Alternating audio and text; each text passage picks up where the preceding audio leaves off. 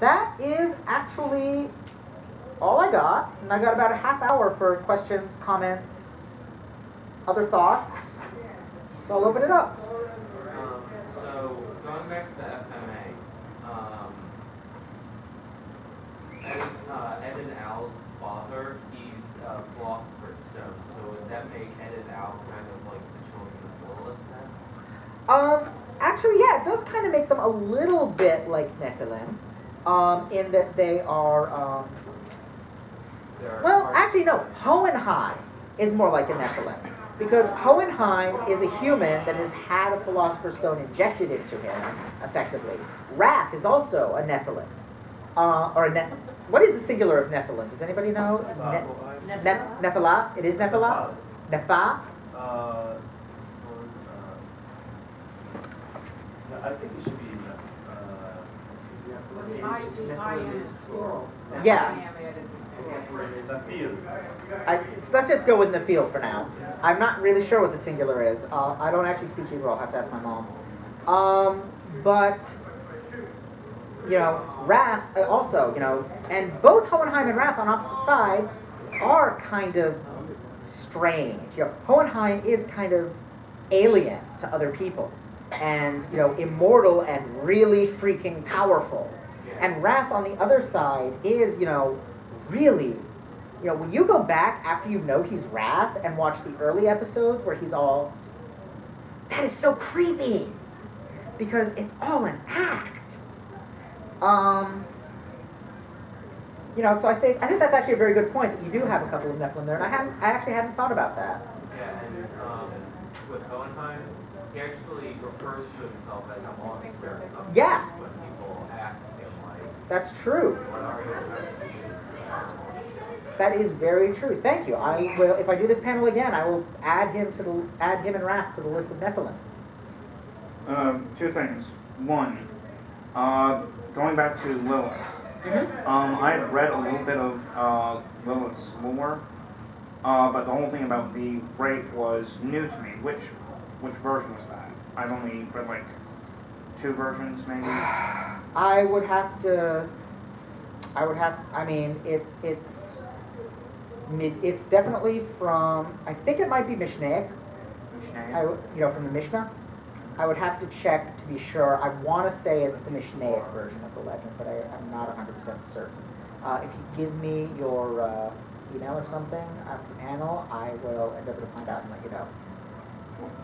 And also, have you ever considered doing a panel on Judaism in video games? Because just the video games I play, you have a broader selection than in anime.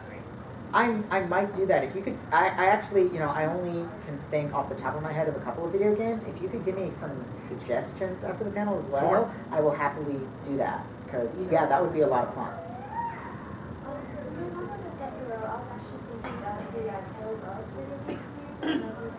I've actually not played those. You know, somebody was, I did, she and I and our friend did 7 RPGs better than Final Fantasy VII last night. And a couple of people came up afterwards to recommend the Tales games as something we need to play. I just haven't played them, and unfortunately, since I, you know, graduated college and got a real job 5 years ago, I have a lot less time for RPGs. Most of the games I play now are ones I pick up, you know, are things like Mario Kart. You know? That's why YouTube exists. This is true. I was in college, I'll play them. Yeah, can you play them for me and tell me what happened? That's the best chore ever. Yeah. Anything that they do a lot of that, and then Tales of the Abyss, they actually do call them Sephiroth, like they just call them that. Tales of the Abyss anime is actually very loyal to the video game too. Maybe I'll try that. Maybe I'll try that. Those funny anime. Yes, they typically have. They make the chosen Yeah, it's another thing that draws a lot of Norse mythology. Yeah, they do. The Japanese seem to really like mixing Norse mythology and Jewish mythology. You missed a good panel yesterday then. It was basically about how Japan is just the master of absorbing everything. Yeah, they are. The two most syncretic cultures on Earth right now are us and Japan. We do it in very different ways, but we are very good at absorbing things from other cultures and then thinking they're part of ours. And sometimes we get it really, really wrong. well, but that's how syncretism always goes. We don't get it wrong, we get it different. You know? You get it American. Because just like with the show you're watching in your head and the show he's watching in his head, there's no wrong here. There's just this version and that version and that version. Unless we try to absorb from each other, because some Japanese comics. So, anybody else? Comics.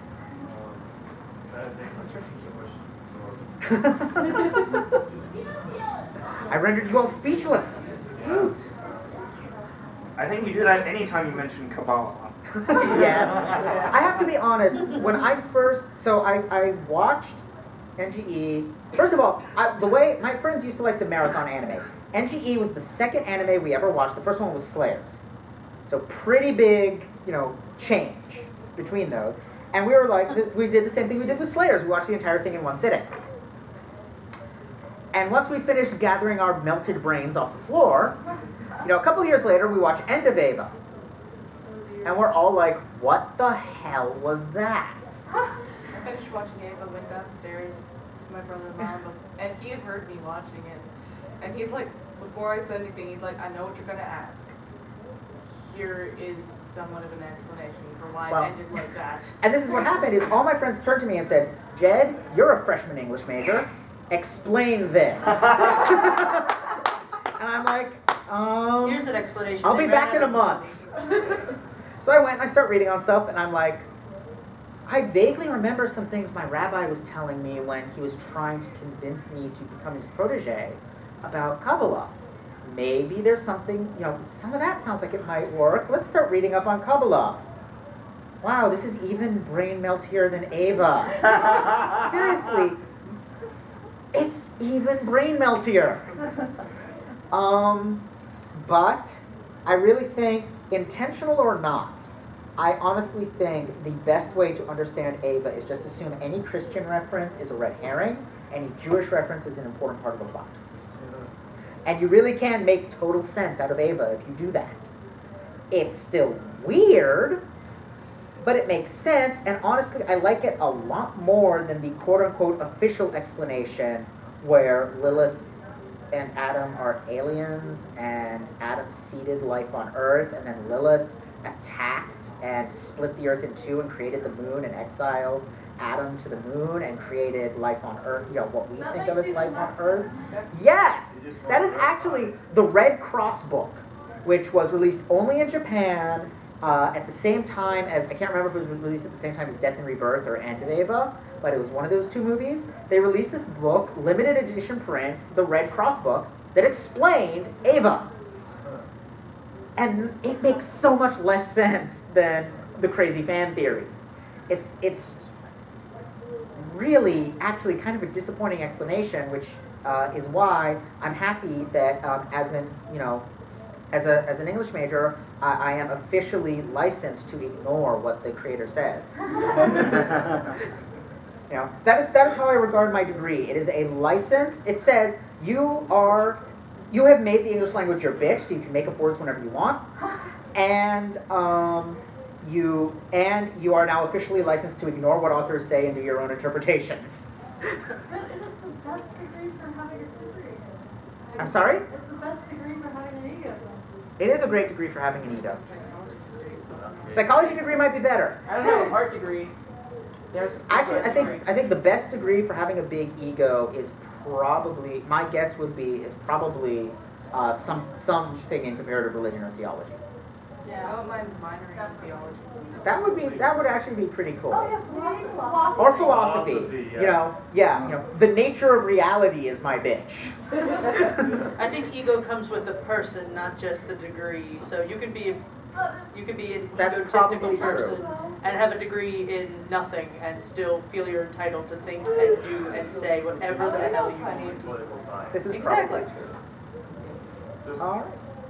Just wanted to add that when you mentioned the left Gibura, and traditionally it's associated with Isaac, and Isaac was pretty much one of the most screwed over characters other than Joseph in the Book of Genesis.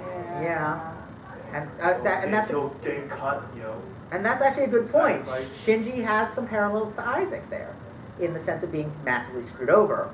So that's actually a very good point there. I mean, there's knives involved. Thanks. Oh, have you seen any parallels with the story of the Aqidah, the binding? Anything, you know, if you squint? I haven't. I didn't really. I wasn't really looking closely at that one. I should go back and look into that because I probably could. You know, maybe something to do with the bindings on the Avas. If I looked into it, I'll give that a shot. I'll look into that. I mean, it seems like a pretty interesting story. Like someone's, you know, commanded to do a big sacrifice, but at the last minute, trolled. Yeah, actually, I can kind of see that because, you know, they remember the pilots are, you know, sacrificial children. You know, so there is a degree there of Gendo sacrificing his own child. Maybe, oh wow, I could do a complete reinterpretation of Gendo's character based on that. All this crap he's pulling where he's using Shinji as a pawn is actually like, whoa. Wait, bear with me here.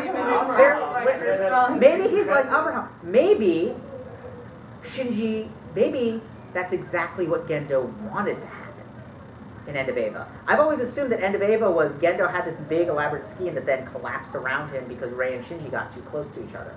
But maybe that's exactly what he planned. Maybe he wanted Shinji, not himself, to be at the center of that. But the whole new meaning to the guy who really couldn't give a crap about his son. Yeah. Yeah.